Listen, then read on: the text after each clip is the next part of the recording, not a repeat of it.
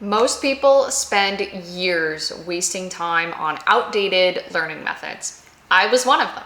If I was to start learning Italian today, here's exactly what I would do so I could start connecting with my family over in Italy as soon as possible. Ciao, mi chiamo Maria. I have Calabrese roots and I learned Italian from complete scratch so I can sit with the dinner table with my Calabrese family and be able to actually speak with them. I've helped hundreds of students do the same by cutting out the fluff and focusing on what actually works for conversations. Before I delve into the plan, the first thing I would do if I were you is to lock in my pronunciation, because if you can't pronounce anything correctly, nobody's going to understand you anyway. So I made a completely free, full 60-minute Italian lesson just for you. Again, completely free. The link is below, or comment Italian lesson and I'll send it right over.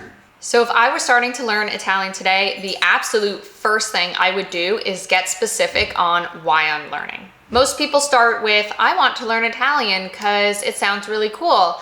That's extremely vague and it's not going to help you in any sense of learning the language. Instead, you need to ask yourself, what moment am I learning Italian for? Do you see the difference here? Are you learning Italian to talk with relatives at dinner like I was? Or are you learning Italian to go on your first ever trip to Rome and be able to check into a hotel? Two very different reasons to learn a language, and for each, you're gonna focus on different things. If you keep the vague, very general, I just wanna learn Italian because it's fun and I know I'm going to use it someday, you're not gonna have any idea on really what to focus on. The basics are there, but once you get past the basics, where do you go from there? How do you know you're making progress? And this is what I focus on inside the Italian Toolkit and why that is so specific to people who have Italian heritage and or are married to an Italian and need to learn the language to be able to speak with people in Italy and connect with people. So this reason why and getting clear on that is going to help you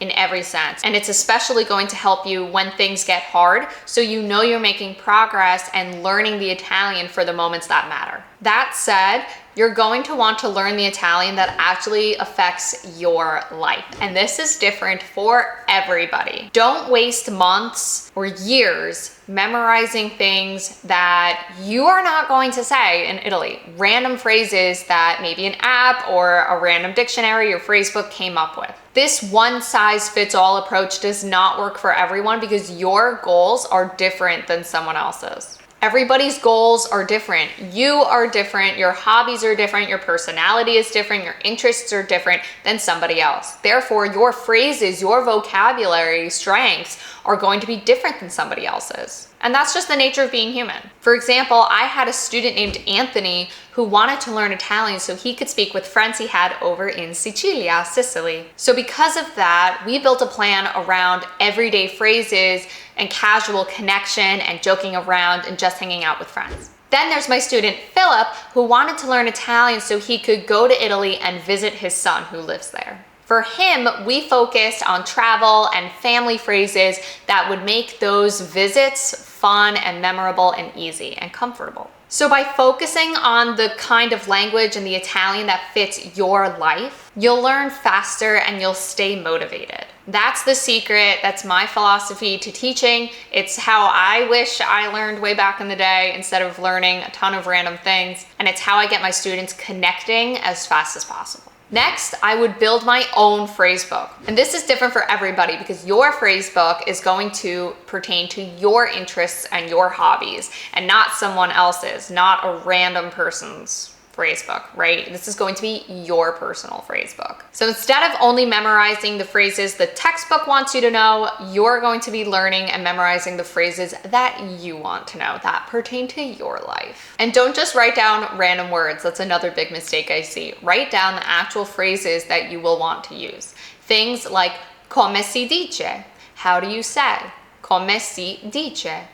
Or posso aiutarti, can I help you? Posso aiutarti? Those were phrases I knew I wanted to be able to say in Italy, and that made them stick. Let's say your absolute favorite hobby in the world is reading. You're going to want to talk about reading and books and a library. You'll want to write down phrases like mi piace leggere. I like to read. And maybe dove si trova la biblioteca? Dove si trova la biblioteca? Where is the library? Right? These are phrases that you would use to express yourself. Now let's take somebody else, and let's say their favorite hobby is soccer, which is a very common passion. Now they're not going to necessarily prioritize learning all the vocabulary and phrases around reading, right? They're going to want to prioritize vocabulary around soccer because they know that that's what they're going to want to talk about when they go to Italy. Point is, at the end of the day, we're all different, and language learning should also be different for every one of us, and it should pertain to our interests. Your Italian should reflect your life, your passions, your interests, your conversations. That's what makes it natural, and that's what makes it stick. And that's what makes you also feel like you're making progress every day. While we're on the topic of progress, you also want to make sure that consistency